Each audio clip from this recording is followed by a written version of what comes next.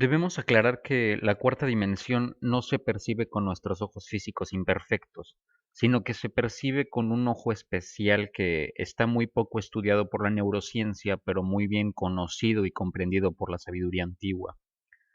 También se va a percibir cuando hayamos hecho un trabajo preparatorio consciente del conocimiento de nosotros mismos. Próximamente hablaremos de este ojo especial. Cuando nosotros logramos atravesar la cuarta dimensión, logramos ver lo invisible y todo lo que está más atrás de esa red de ilusiones que cubre al mundo entero y que lo hace muy diferente a lo que realmente es. Al hablar de estas cosas, podremos preguntarnos qué pasaría si los hombres de ciencia y los filósofos modernos pudieran ver con este ojo especial y con esta preparación previa. Bueno, pues todo el conocimiento moderno actualmente se convertiría en ilusorio e innecesario, pues terminaría por desarrollarse en el hombre el tercer canon del pensamiento o la lógica superior, y la ciencia tendría que reconstruir su sistema hasta cierto punto, porque se desarrollaría la suprafísica o la física de las dimensiones superiores. Por otro lado, la filosofía moderna profundizaría e intentaría acercarse a la solución de los siguientes problemas. El primer problema que podría acercarse a resolver sería el de demostrar de una forma cierta y absoluta la existencia de Dios y presentar una idea que sea satisfactoria para todas las mentes. El segundo punto sería establecer la existencia de una verdadera religión, de manera que llegue a ser indiscutible. El tercer punto sería indicar la procedencia y razón de ser de todos los misterios de la religión única, verdadera y universal. El cuarto punto sería hacer que las objeciones de la filosofía se conviertan en argumentos favorables a la verdadera religión. Y el quinto punto sería establecer el límite entre la religión y la superstición, y podría explicar la razón de los milagros y de los prodigios. Si la humanidad tuviera este crecimiento, podríamos decir que ambos sistemas, tanto el científico moderno y el filosófico moderno, se fusionarían y se abriría en el hombre una mejor comprensión de su naturaleza humana y divina. Se abriría el camino de la perfección, de la maestría y el dominio sobre todas las cosas de la tierra, incluido un consciente control sobre todas las fuerzas naturales. Se abriría el reconocimiento, la consciente dirección y el uso constructivo de la energía divina, manteniéndose dentro del ser de todos en todo momento. Si es necesario, pongan pausa para que lo lean con cuidado.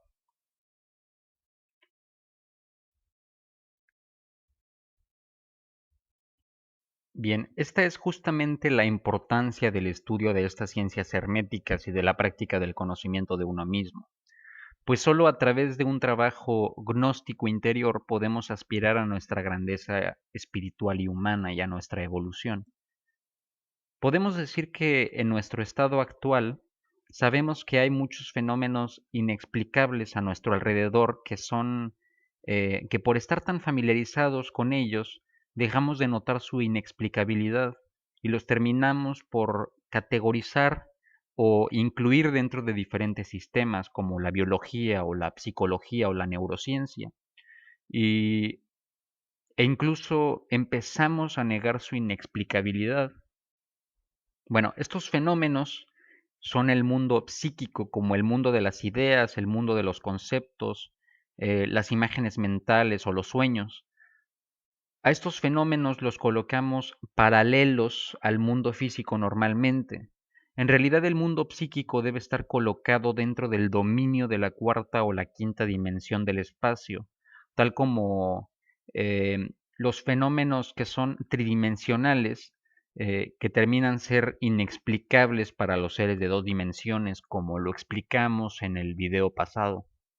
Bueno, una de las relaciones que existe entre los fenómenos psíquicos y físicos es que para cada proceso psíquico, como el pensamiento o la sensación, existe un proceso fisiológico correspondiente que se termina como por manifestar como un ligero cambio vibratorio en las neuronas y en los cambios bioquímicos.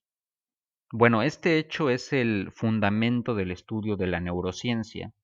En pocas palabras, cuando nosotros estamos tristes, deprimidos, preocupados, enojados, empieza a existir una correspondencia fisiológica en nuestro cerebro y que es detectable por los neurocientíficos. Pero estos cambios bioquímicos que se transforman en pensamientos en realidad no son conocidos. Definimos una correspondencia, pero somos incapaces de ver en qué momento las sinapsis en el cerebro pasan al plano de la mente donde se genera una idea. Es posible suponer que existe un proceso fisiológico que al entrar en el dominio de la cuarta o quinta dimensión termine por producir efectos que llamamos sentimientos, pensamientos o ideas. El mundo onírico de los sueños nos ha enseñado que debemos poseer una gran parte de nuestro ser en la cuarta dimensión. Hay muchos otros fenómenos en el hombre que resultan verdaderamente milagrosos y sin poder notarlo. Digamos que vivimos en ciertas condiciones, pero nos imaginamos estando en otras, o sea, nos imaginamos poseyendo un cuerpo puramente tridimensional. Un ejemplo sobre el movimiento en la cuarta dimensión tiene que ver con el crecimiento en los organismos pluricelulares, donde su principio es la expansión. Tenemos que saber que cualquier movimiento en un espacio de 3 dimensiones es al mismo tiempo un movimiento en el tiempo, pues sin el tiempo no existiría el movimiento. Ahora, si pensamos en un manzano o digamos en una semilla recién germinada, veremos que su crecimiento es un movimiento interno entre sus moléculas, o sea, una expansión. Es obvio que esto no puede ocurrir solo en 3 dimensiones, sino que requiere la condición de tiempo para su desarrollo. Un árbol cualquiera se va a encontrar separado de su germinación por el tiempo, tal como lo vemos en esta imagen de aquí. De hecho, lo que nosotros denominamos tiempo es el espacio de 4 dimensiones, pero no va a tener esta forma de aquí, sino que se va a ver de una manera mucho más abstracta y difícil de imaginar. Por otro lado, la simetría existente entre los organismos vivos, tal como lo vemos en esta planta, solo se va a poder explicar a través de algunas propiedades numéricas y como un movimiento de sus partículas en la cuarta dimensión. Solo vamos a poder explicar esta estructura simétrica plegando en dos la cuarta dimensión. Es como si los puntos distales de las hojas se tocaran a sí mismas en el espacio de 4 dimensiones. En realidad esta imagen que tenemos aquí es una fiel representación de cómo el crecimiento sucede dentro de la cuarta dimensión. Claro, también los copos de nieve se van a abrir en este espacio de 4 dimensiones. Y podemos encontrar este tipo de propiedades simétricas en muchos fenómenos de la naturaleza. Ahora, para poder comprender esto de una forma mucho más fácil, vamos a explicar estos principios de simetría. Tomemos, por ejemplo, un cubo que está compuesto de 27 cubos pequeños y que de alguna manera se está dilatando o contrayendo. Vamos a notar que en el momento de dilatarse, los cubos de alrededor del cubo central se van a separar del punto central, tal como lo vemos en esta imagen. Bueno, ahora no lo veamos en esta forma tridimensional. Vamos a verlo como si estuviéramos viendo desde un lado del cubo. Vamos a verlo por esta cara y nos va a dar esta forma de aquí. Vamos a poder notar que al momento de dilatarse, estas partículas del centro de cada cubito se van a mover en las líneas imaginarias que los unen con el cubo central, tal como lo vemos aquí. Estas son las líneas imaginarias. Se van a estar moviendo justamente en estas líneas. Digamos que si queremos duplicar su espacio al momento de dilatarlo, veremos que las partículas en este extremo, que digamos serían este extremo de aquí, se van a mover más rápido que las partículas que se encuentran en este extremo, porque la distancia va a ser mayor. Claramente esta distancia em, por el teorema de Pitágoras veremos que obviamente esta hipotenusa es mayor. Entonces al momento de dilatarse veremos que se va a mover mucho más rápido la hipotenusa o esa línea imaginaria que digamos este cateto que está aquí. Nosotros estamos suponiendo que este punto de aquí es el cubo central del cubo de 27 cubitos.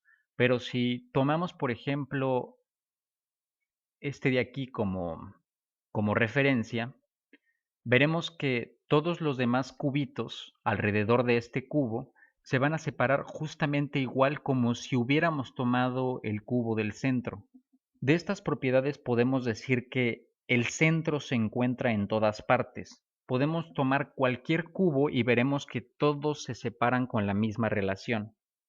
De aquí podemos deducir que los puntos de los cuerpos de 4 dimensiones tienen un tipo de afinidad o relación los unos con los otros. Nosotros no podemos mover el punto A independientemente sin alterar los otros puntos A. Digamos que cada una de estas partículas está entrelazada con su semejante o con sus letras correspondientes. Si otra vez imaginamos que el cubo se está dilatando junto con todos sus puntos proporcionalmente y decidimos nosotros poner un obstáculo en el punto C hasta detenerlo, digamos en este punto C únicamente, no en los demás, vamos a notar que su entrelazamiento con los demás puntos C obliga a los demás a detenerse formando la siguiente figura.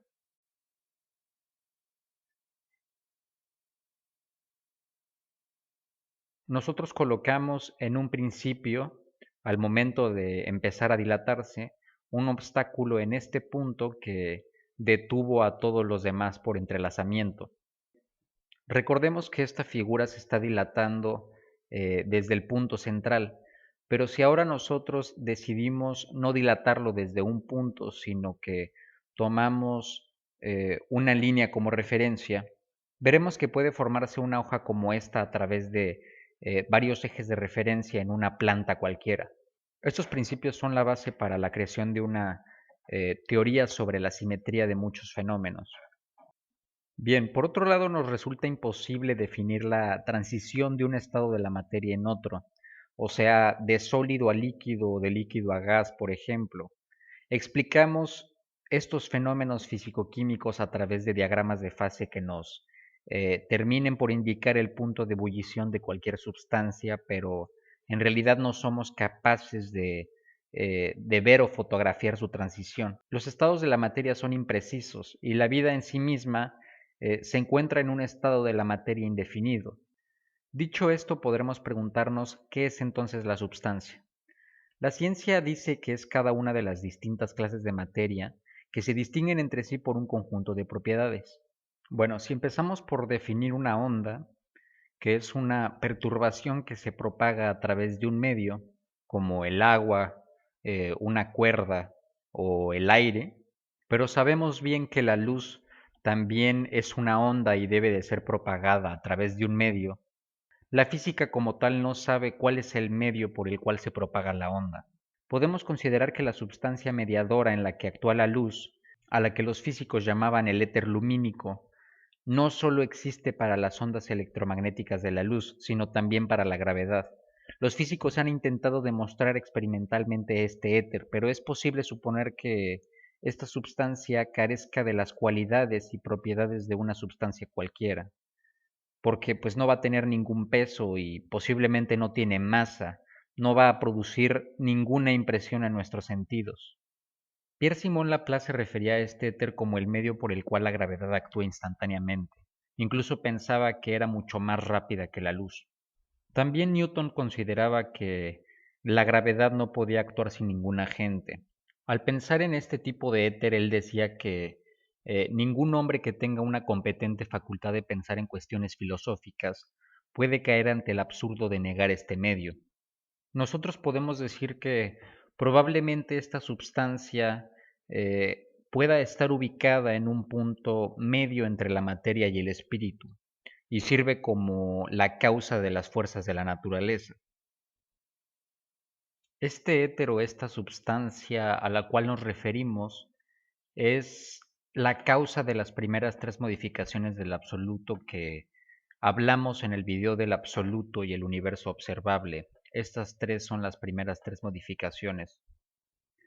Como ya hemos dicho antes, la identidad de la filosofía positivista X igual a Y, donde la energía la definen con la materia y la materia la definen con la energía, no es más que un fenómeno de una misma cosa.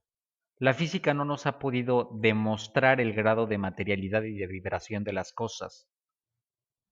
En esta nota decimos que si la materia no es más que condensación de energía, entonces es natural que los grados de condensación sean muy diferentes. Puede existir entonces una substancia muy enrarecida y diferente que se encuentre en el dominio de las dimensiones superiores. Puede entrar en contacto no solo con la luz o la gravedad, sino también con la mente y con la vida misma. Al estudiar la bioquímica empezamos a notar que se va alejando más de los principios de la física de partículas moderna, gracias a sus principios vitales. Muchos fenómenos biológicos parecen contener un tipo de inteligencia emergente. Por ejemplo, cuando tomamos 1 millón de hormigas vivas, vamos a notar que parecen comportarse como un solo organismo ordenado.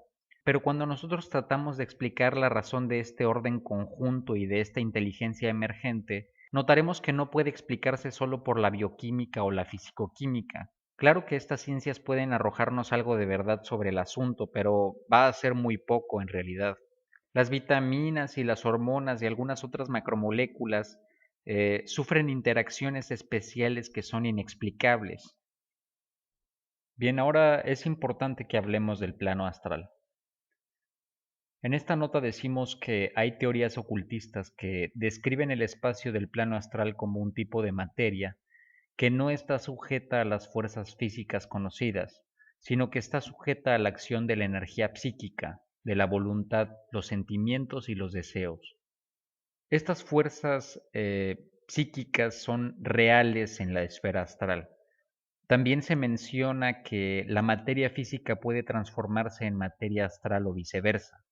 Hay algunos maestros ocultistas que hablan sobre sumergir el cuerpo físico u otros objetos en el plano astral.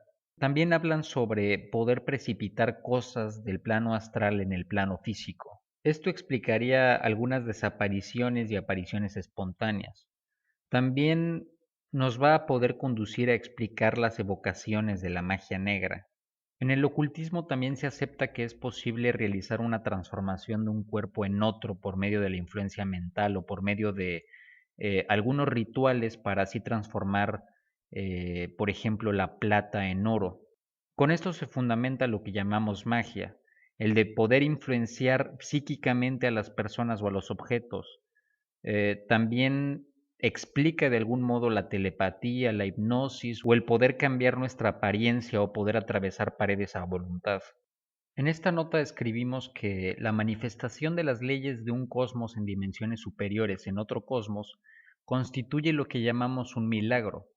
No puede haber ninguna otra clase de milagro. Un milagro no es ni una violación de las leyes ni un fenómeno fuera de las leyes. Es un fenómeno que toma lugar en un cosmos según las leyes de otro cosmos. Estas leyes son desconocidas e incomprensibles para nosotros, por lo tanto son milagrosas. Al hablar de cosmos nos referimos a escalas de existencia. Digamos, por ejemplo, que el ser humano es un cosmos, el sistema solar es otro cosmos, la galaxia es otro cosmos. Bueno, por todo lo anterior podemos aceptar el hecho de que los ocultistas admitan que se pueda actuar psíquicamente a través de la voluntad para la magnetización de objetos inanimados. Un ejemplo de esto es la bendición del agua.